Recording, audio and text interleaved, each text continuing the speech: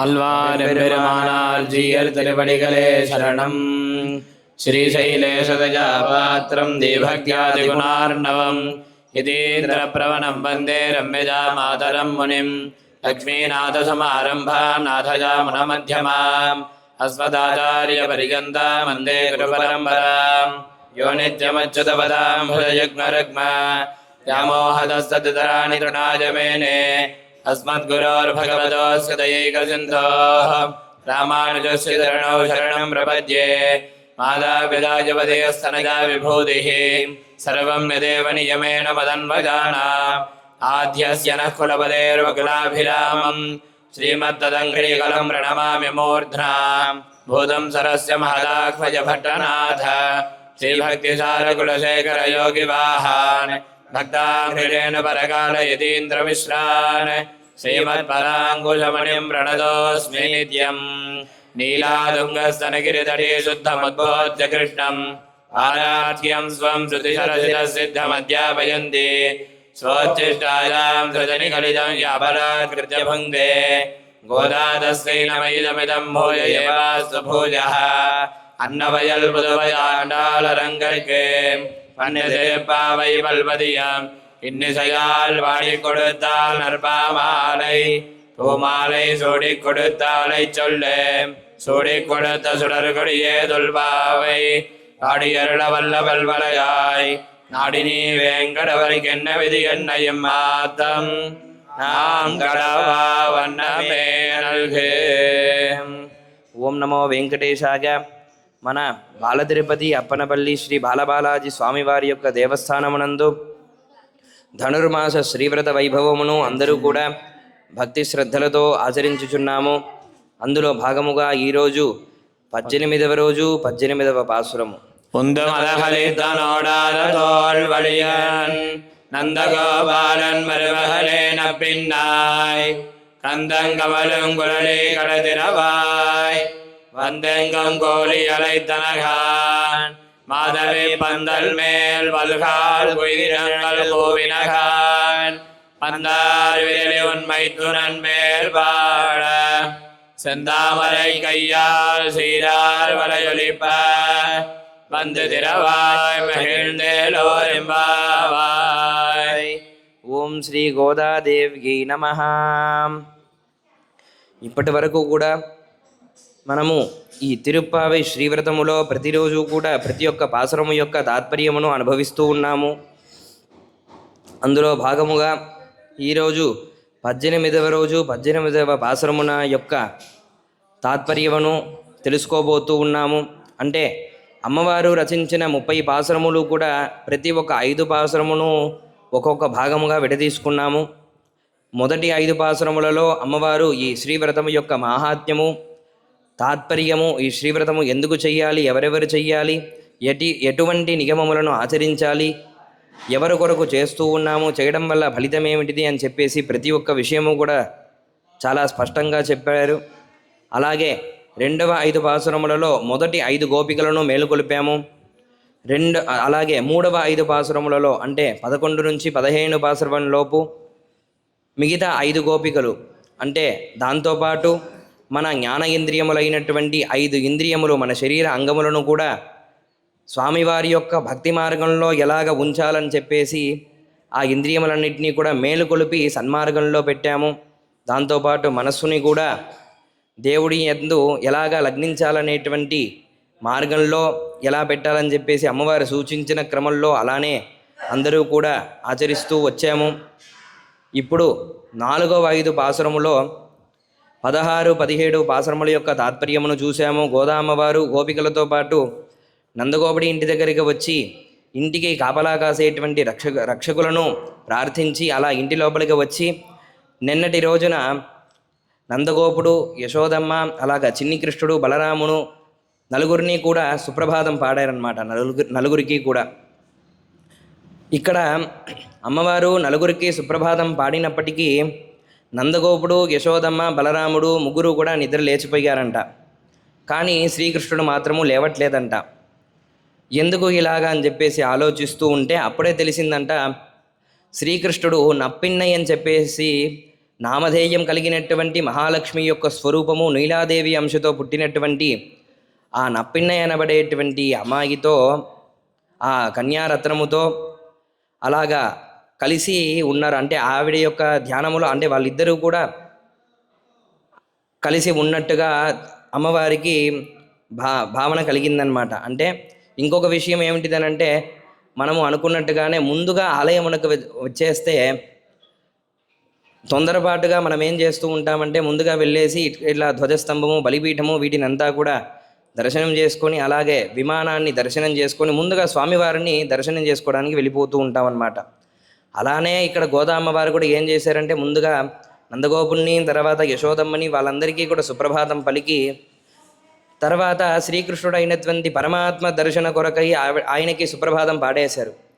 అయితే స్వామివారు ఎటువంటి సమాధానము చెప్పట్లేదు, ఏమీ నిద్ర లేవలేదు. దాన్ని గుర్తించి గోదామ్మవారు ఏం చేశారంటే అవును మనము ముందుగా ఏం చెయ్యాలంటే అమ్మవారి యొక్క అనుగ్రహాన్ని పొందాలి కాబట్టి ముందు అమ్మవారి దగ్గరికి వెళ్ళి ప్రార్థన చేసుకొని దాని తర్వాతనే స్వామివారి దగ్గరికి వెళ్ళాలి కదా అని చెప్పేసి ఈ విషయాన్ని గుర్తించి శ్రీకృష్ణుడు పక్కన నిద్రిస్తున్నటువంటి నప్పిన్నయ్య అనబడేటువంటి మహాలక్ష్మి స్వరూపిణిని ఇక్కడ నిద్ర మేలుకొలుపుతూ ఉన్నారన్నమాట. ఉందు మదకళిట్రన్ ఓడాద తోల్వళిగన్ అంటే మదకళిరు అనంటే మదజలమును కురిసేటువంటి పెద్ద ఏనుగు అని అర్థము. అంటే మదజలాన్ని కురిసేటువంటి ఏనుగుని ఉందు అనంటే అదుపులో పెట్టినటువంటి, అంటే అంత పెద్ద ఏనుగుని చూస్తే ఎవరైనా సరే పారిపోతారు. అయ్యో ఏనుగుకి మదం ఎక్కేసిందని చెప్పేసి ఎవరైనా సరే అక్కడ ఉండరు, అందరూ కూడా పారిపోతారు. అటువంటి మదజలాన్ని కురిసేటువంటి ఏనుగుని కూడా చూసి పారిపోకోకుండా ఆయనని తన యొక్క ప్రభావము చేత బంధింపజేసేటువంటి గొప్పవాడు నందగోపుడు అని చెప్పేసి ఇక్కడ అమ్మవారి కీర్తిస్తూ ఉన్నారు. మదకళిరు అని అంటే మగ ఏనుగు, మదజలాన్ని కురిసేటువంటి ఏనుగు అని అర్థము. ఉందు అని అంటే అటువంటి మదజలాన్ని కురుస్తుండగా ఓడాద తోళ్వలిగన్, దాన్ని చూసి ఒక్క అడుగు కూడా వెనక్కి అడుగు వేయనటువంటి తోళ్వలిగన్ అంటే భుజబలము కలిగినవాడు. ఎవరు అనంటే నందగోపుడు అని చెప్పేసి తర్వాత లైన్లో నందగోపన్ మరుమగలే నప్పిన్నాయ్ అని చెప్పేసి కీర్తించారు. అటువంటి నందగోపుడి యొక్క మరుమగలే కోడల అని చెప్పేసి కీర్తించారు. ఇక్కడ శ్రీకృష్ణుడికి మామూలుగా అంటే ఇటువంటి ఈ నప్పిన్నయ్య చరితం అనేటువంటిది భాగవతంలో కానీ మిగతా పురాణాదుల్లో అంతా కూడా మనకి దొరకకపోవచ్చు. కాకపోతే ఇది అంతర్గతమైనటువంటి విషయము. అవి కాకుండా కొన్ని విశేషమైనటువంటి గ్రంథములలో నప్పిన్నయ్య అనబడేటువంటి అమ్మవారి యొక్క నీలాదేవి స్వరూపంగా జన్మించినటువంటి మహాలక్ష్మి స్వరూపిణి అయినటువంటి ఈ అమ్మవారి యొక్క చరిత్ర కొన్ని విశేష గ్రంథములో లభిస్తూ ఉన్నాయి. అలాగే మన గోదామ్మవారు కూడా నప్పిన్నయ్య యొక్క చరితాన్ని ఇక్కడ మన అందరికీ కూడా అందింపజేస్తూ ఉన్నారన్నమాట. సరే, నప్పిన్నయ్య అంటే ఎవరనంటే యశోదామ్మ యొక్క తమ్ముడు కుంభుడు అని ఆయన పేరు. ఆ కుంభుడికి ఒక కూతురు ఆవిడ నప్పిన్నయ్య. అంటే ఈ యాదవ కులంలో ఒక కన్య జన్మిస్తే ఏం చేస్తారంటే ఆ కన్యతో పాటు ఒక మగ దూడని కూడా అలాగా అంటే తెచ్చుకొని వచ్చేస్తారనమాట. ఎందుకనంటే ఆ కన్య పెరిగే సమయంలో ఈ దూడ కూడా మగ దూడ కూడా అలాగా బాగా పెరిగి బాగా మంచి ఎద్దుగా తయారవుతుందంట. అంటే ఒక్కొక్క వంశం వాళ్ళు స్వయంవరాన్ని ప్రకటించేటువంటి విధానం ఒక్కొక్క రకంగా ఉంటుంది. అంటే క్షత్రియులు అంటే ఒక రకంగా చేస్తారు. అలాగా యాదవులు అటువంటి ఎద్దుని, అంత పెద్దగా పెరిగినటువంటి బలం కలిగినటువంటి ఎద్దుని ఎవరైతే అదుపులో పెడతారో అటువంటి వారికే కూతుర్ని ఇచ్చి పెళ్లి చేయడం అనేటువంటిది యాదవుల యొక్క సాంప్రదాయం. అలానే ఆ కుంభుడు ఏం చేశాడంట, తనకి కూతురు పుట్టంగానే ఒక మగదూడని తెచ్చి పెంచుకోవడం మొదలుపెట్టాడంట. అలాగా ఆయన విశేషంగా ఏం చేశాడు, సరే ఒక్క దూడని మాత్రం పెంచితే అది పెద్దగా అయిన తర్వాత మంచి బలవంతమైనటువంటి ఎద్దుగా మారకపోతే ఏమవుతుందో అని చెప్పేసి 7 మగదూడల్ని తెచ్చుకున్నాడంట. అలాగ తెచ్చి పెంచుతూ ఉండగానే 3 సంవత్సరాలు కూడా పూర్తి కాలేదంటే అంతలోపే ఆ దూడలంతా కూడా పెద్ద పెద్ద ఎద్దులుగా పెరిగి అందరినీ కూడా భయపడేలా చేస్తూ ఉన్నాయంట. దగ్గరికి పోతేనే ఎగురుతూ ఉన్నాయంట అందరి మీదకి. అలాగా ఆ ఎద్దుల వల్ల చాలా ప్రమాదాలు అంతా కలుగుతుందని చెప్పేసి ఆయన కుంభుడు ఏం చేశాడంటే స్వయంవరాన్ని ప్రకటించేశాడంట. అంటే నప్పిన్న యొక్క స్వయంవరం అంటే ఆ పాపకి మామూలుగా 8 ఏళ్ల పాపనే కన్య అని అంటారు. ఆ 8 ఏళ్ల లోపే పూర్వము బాల్య వివాహం అయిపోతూ ఉంటుంది. కానీ ఇక్కడ 3 సంవత్సరాలే అయింది. అయినప్పటికీ కూడా సరే, ఈ ఎద్దుల్ని ఎవరైతే కూడా ఒక అదుపులో పెడతారో, ఈ ఎద్దుల్ని ఎవరైతే జయిస్తారో, దాని బలాన్ని దాన్ని గొప్పతనాన్ని ఎవరైతే ఇది చేస్తారో వాళ్ళకి నా కన్యాని ఇస్తాను అని చెప్పేసి కుంభుడు చెప్పాడంట. అలాగే ఇలాగ జరుగుతూ ఉంది. ఒకరోజు మామూలుగా యశోదమ్మ శ్రీకృష్ణుడితో పాటు తన సహోదరుడైనటువంటి కుంభుడి యొక్క ఇంటికి వచ్చారు. అలాగా అనుకోకుండా శ్రీకృష్ణుడు ఒంటి చేత్తోనే అంటే ఒక్కడిగానే ఉండి, అప్పుడు శ్రీకృష్ణుడికి ఎన్ని సంవత్సరాలు అంటే 5 సంవత్సరాలు. అంటే కృష్ణుడి కన్నా నప్పిన్నయ్యకి 2 సంవత్సరాలు మాత్రమే చిన్న అనమాట. 5 సంవత్సరాల్లోనే ఒంటరితనంగా ఒక్కడిగానే ఉండి, అంటే పెద్ద పెద్ద బలవంతులే కూడా దగ్గర కూడా పోలేనటువంటి అంత గొప్ప ఎద్దుల్ని ఒంటరిగా ఉండి 7 ఎద్దుల్ని కూడా అంటే ఆ ఎద్దుల్లో కంసుడు ఏం చేశాడంట, రాక్షసుల్ని ప్రవేశింపజేశాడంట. అది సాధారణమైన ఎద్దులు కాదు. ఆ ఎద్దుల యందు అంతర్గతంగా రాక్షసులు ఉండేసి కృష్ణుడిని సంహరించడానికి అని చెప్పేసి అలాగా సిద్ధముగా ఉన్నాయంట. అప్పుడు శ్రీకృష్ణుడు రావడము, ఒంటరిగా ఉండి ఆ 7 ఎద్దుల్ని కూడా జయించడము, ఆ రాక్షసులందరినీ కూడా సంహరించడం జరిగిందంట. అప్పుడు ఆ కుంభుడు ఏం చేశాడంటే, ఆహా పర్వాలేదేం, అంటే ఈ నప్పిన్నయ్య అనబడేటువంటి ఆవిడికి సరైన మొగుడే దొరికాడు అని చెప్పేసి సాక్షాత్తుగా అత్త కొడుకే వచ్చేసాడు ఇక్కడ భర్తగా అని చెప్పేసి అనుకొని యశోదమ్మ వచ్చేటప్పుడు కృష్ణుడితో వచ్చారు కుంభుడి ఇంటికి. తిరిగి వెళ్ళేటప్పుడు ఏం చేశారంట, ఆ అమ్మాయి నప్పిన్నయ్య అమ్మాయిని కూడా తీసుకెళ్ళిపోమని చెప్పేసి కుంభుడు చెప్తే అలాగే తీసుకొని వచ్చేసారంట. అంటే మామూలుగా అంటారు, ఒక కోడలు ఎలాగ వచ్చి ఇక్కడ అత్తారింట్లో ఎలా ఉంటారంటే కూతురుతో సమానంగా ఉంటారని చెప్పేసి అంటూ ఉంటారు. ఇక్కడ ప్రత్యక్షంగా యశోదమ్మ ఇంట్లో జరిగిన విషయం కూడా అదే. కూతురుగానే వచ్చి ఇక్కడ కోడలుగా మారి ఉన్నటువంటి ఆవిడ ఈ నప్పిన్నయ్య అనబడేటువంటి ఆవిడ. ఈవిడ నీలాదేవి అంశంగా, అంటే పరమాత్మకి శ్రీదేవి, భూమిదేవి, నీలాదేవి అని చెప్పేసి 3 భార్యలు ఉంటారు. అటువంటి నీలాదేవి యొక్క అంశంగా జన్మించినటువంటి ఆవిడ ఈ నప్పిన్నయ్య అనబడేటువంటి అమ్మవారు. ఆ అమ్మవారిని అలాగ శ్రీకృష్ణుడు చిన్నతనంలోనే, అంటే పెళ్లి కాలేదు, అలాగ జయించి యశోదమ్మ ఇంటి దగ్గరికి వచ్చేశారు.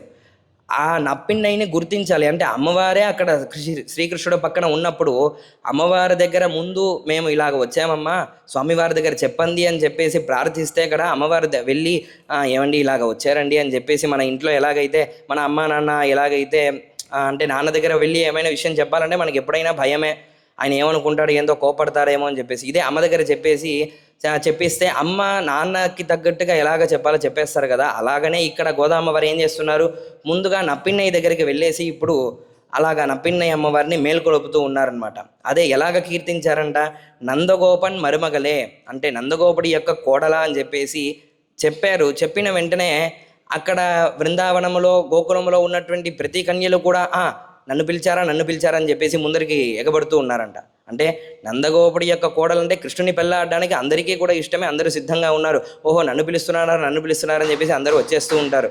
ఇది మామూలుగా చూడడానికి ఎలా ఉంటుందంటే, తిరుమల దర్శనానికి వెళ్తే మన తోటి వచ్చినటువంటి వాళ్ళు గోవిందుడు అని ఎవరికో ఉదాహరణకి ఒక పేరు ఉందనుకోండి, ఆయన ఉదాహరణకి తప్పిపోయారు, ఎక్కడ వెతికినా కనబడలేదు. గోవిందా అని అరిచి పిలుద్దామని అనుకుంటే ఎలా ఉంటుంది చెప్పండి. గోవిందా అంటే అందరూ కూడా కోరస్గా గోవిందా అని చెప్పేసి అరుస్తూ ఉంటారు. అలానే ఇక్కడ నందగోపుడి యొక్క కోడలని అంటే అందరూ కూడా వచ్చేస్తూ ఉన్నారంటే, అందుకని చెప్పేసి కోడలుగా ఉన్నటువంటి నప్పిన్నాయ్ అని చెప్పేసి తర్వాత అమ్మవారు చెప్పి ఎటువంటి ఆవిడనంటే, కందం కమలం కుళలి కడైతిరవాయ్.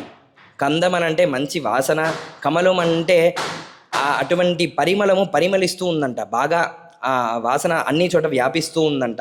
కుళలి అని అంటే మంచి పొడుగైనటువంటి జుట్టును కలిగినటువంటి నప్పిన్నాయ్ అని చెప్పేసి కీర్తిస్తూ ఉన్నారు. కడై తిరవాయ్ అంటే తలుపులని తెరవమ్మా అని చెప్పేసి అంటూ ఉన్నారు. వందెంగం కోళిగలైతనగాన్. అప్పుడు అమ్మవారు కూడా అంటున్నారు, ఏమమ్మా మేము ఇలాగా రాత్రి నిద్రిస్తూ ఉన్నాము, మీరందరూ కూడా ఇట్లాగా మమ్మల్ని నిద్రపోనివ్వకుండా లేపేస్తాయి ఎలాగా అని చెప్పేసి అనుకుంటే, అప్పుడు గోదామ్మవారు మళ్ళా తిరిగి మొదటిగా తెల్లవారుతూ ఉంది అని చెప్పేసి గోపికల్ని ఎలాగైతే లేపడం మొదలు పెట్టారో అలానే ఇక్కడ అమ్మవారికి కూడా ఆ విషయములంతా కూడా చెప్తూ ఉన్నారంట. వందెంగం కోళి అలైతనగాన్ అని చెప్పేసి అంటూ ఉన్నారు. వందెంగం అంటే అన్ని చోట కూడా వ్యాపించినటువంటి, కోళి అంటే కోడులు, అలైతనగానంటే అలాగ కూస్తూ ఉన్నాయంట, అంటే తెల్లవారిపోయిందని చెప్పేసి కోడ్లు కూస్తూ ఉన్నాయనంట. దాన్నే ఇక్కడ చెప్తూ ఉన్నారు, కోడ్లు కూస్తున్నాయంటే ఇక్కడ తెల్లవారిపోయింది అనే కదమ్మా అర్థము అని చెప్పేసి చెప్తూ ఉన్నారు. తర్వాత మాధవి పందల్మేల్ పల్కాల్ కుయిలినంగల్ కూవినగాన్. మాధవి పందల్ అంటే ఒక రకమైనటువంటి పుష్పము. ఆ పుష్పము యొక్క అంటే ఆ తీగ జాతి కలిగినటువంటి పుష్పము, ఆ తీగ జాతి కలిగినటువంటి పుష్పముల యొక్క తీగల యందు కోకిలలంతా కూడా వచ్చి కూర్చొని అలాగ కూస్తూ ఉన్నాయంట. ఒక కోకిల కాదు, రెండు కోకిల కాదు, చాలా కోకిలల యొక్క సమూహం అంతా కూడా ఒక చోటకి చేరి అలాగ కూర్చొని ఒకసారి కాదంట కూస్తూ ఉన్నాయంట. అలాగ మధురంగా కూడా తెల్లవారంగానే అలాగ కోకిలలు కూస్తూ ఉంటాయి కదా, దాన్నే ఇక్కడ అమ్మవారు చెప్తూ ఉన్నారు. కోకిలలంతా కూడా కూస్తూ ఉన్నాయి, మీరు చూడండి, కూవిన కాన్ కూస్తూ ఉన్నాయి కదా. పందార్ విరళి ఉన్ మైతునన్ పేర్పాడ అంటే అమ్మవారి యొక్క చేతులు ఎలా ఉన్నాయంట, పూల యొక్క బంతి ఎంత సుందరంగా ఉంటుందో అంత సుందరమైనటువంటి వ్రేలు కలిగినటువంటి దానా అని చెప్పేసి కీర్తిస్తూ ఉన్నారు.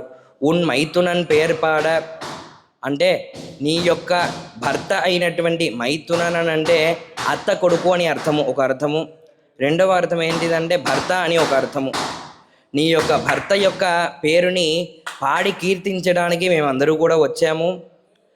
కాబట్టి సెంతామరై కయ్యాల్ సీరార్ వడగొడిప్ప. ఆవిడ చేతులు ఎలాగున్నాయంట, ఎర్రగా ఉన్నాయంట. దాన్ని ఇక్కడ అమ్మవారు ఎలా చెప్తున్నారంటే ఎర్ర తామర వంటి చేతులు కలిగిన దానా, సీరార్ వడగొడిప్ప. ఆవిడ చేతులు ఎందుకు గాజులు ఉన్నాయంట, ఆ గాజులు అలాగా కలకల కలకల అని శబ్దం చేసేటట్టుగా నడుచుకొని వచ్చి వచ్చి తిరవాయ్ తలుపుల్ని తెరువమ్మా అని చెప్పేసి చెప్తున్నారు. మగిల్దేలోర్ ఎంబావాయ్, మీరు అలాగ తలుపుల్ని తెరిస్తే మేమందరూ కూడా ఆనందిస్తాము, శ్రీకృష్ణుడి యొక్క దర్శనాన్ని చేసుకుంటాము అని చెప్పేసి ఇక్కడ అమ్మవారి దగ్గర ప్రార్థిస్తూ ఉన్నారు. అంటే ఇది మామూలుగా అనుకుంటే ముందుగా ఇక్కడ గోపికలందరూ కూడా ఇంటి దగ్గరికి వచ్చారు. ఇంటి దగ్గరికి వచ్చేసి వెళ్తే మనం అనుకుంటాం బెడ్రూమ్ అని అంటూ ఉంటాం కదా, ఇంట్లో హాల్ అంటూ ఉంటుంది, కిచెన్ రూమ్, బెడ్రూమ్, ఇలాగా శయన గది అని ఉంటుంది కదా. అలాగా శయన గది బయట వరకు వచ్చేసి నిన్నటి పాసురములలో అక్కడ 4 మంచములలో నలుగురిని కూడా మేలుకొలిపారు అమ్మవారు. వీళ్ళందరూ కూడా మేలుకొని అలా కూర్చున్నప్పటికీ కూడా కృష్ణుడు మాత్రం లేవలేదంట. అందుకోసమే ముందుగా అమ్మవారిని ప్రార్థిస్తే శ్రీకృష్ణుడు కనుకొరిస్తాడేమో అని చెప్పేసి సరే ఎవరు కూడా ముగ్గురు లేచినప్పటికీ కూడా ఎవరు వచ్చి తలుపులు తెరవట్లేదంట ఆ బెడ్రూమ్ యొక్క తలుపుల్ని. అందుకోసమే ఇక్కడ నప్పిన్నయ్య అనబడేటువంటి మహాలక్ష్మిని ప్రార్థించి గోదామ్మవారు, అమ్మా నువ్వైనా వచ్చి నీ ఎర్ర తామరపూ లాగా ఉండేటువంటి చేతులతో చేతి గాజులను కలగల అని శబ్దం చేస్తుండగా వచ్చి తలుపుల్ని తెరవమ్మా అని చెప్పేసి ఇక్కడ గోదామ్మవారు గోపికలందరితో కూడా వచ్చి ప్రార్థించారు. దీంట్లో మనం గమనించాల్సినటువంటి విషయం ఏమిటిదనంటే ప్రతి ఆలయంలో కూడా వెళ్ళి ముందుగా భగవద్ దర్శనం చేసే ముందుగా అమ్మవారి దగ్గరికి వెళ్ళి ప్రార్థించి తన కోరికలన్నింటినీ కూడా ముందుగా అమ్మవారి దగ్గర విజ్ఞాపన చెయ్యాలి. అమ్మ నాకు ఇది కావాలి. మనం నిత్యం ఇంట్లో చేసే పనులే.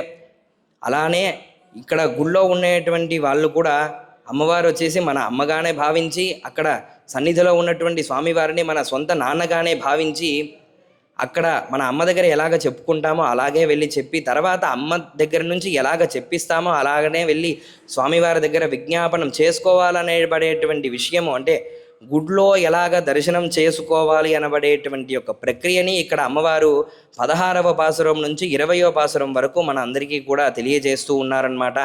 కాబట్టి భక్తాదులందరూ కూడా అమ్మవారు అందించినటువంటి ఈ మార్గములో నడిచి, అంటే ఆలయానికి వచ్చే ముందు మనం ఎలాగైతే స్నానాదులంతా చేసుకొని వస్తామో అలానే ముందుగానే అమ్మవారు మన అందరి చేతను మన ఇంద్రియములను మన శరీరములో ఉన్నటువంటి అంగములు అన్నిటినీ కూడా శుద్ధి చేయించి మనసునంతా కూడా శుద్ధి చేయించి తర్వాత ఆలయంలో ప్రవేశింప పెడుతూ ఉన్నారన్నమాట. ఇదంతా కూడా ఒక నాటక స్వరూపంగా చూసి ఆనందిస్తే తప్ప ఇందులో ఉన్నటువంటి లోపల ఉన్నటువంటి అంతరార్థము మన ఎవరికి కూడా అర్థం కాదని చెప్పేసి అమ్మవారు ఈ విధముగా ప్రతి ఒక్క పాసురమును కూడా రచించి మన అందరి చేత ఆచరింపజేస్తూ ఉండడము ఇక్కడ విశేషం అని చెప్పేసి ఈనాడు పాసురం యొక్క అర్థమును తెలుసుకున్నాము.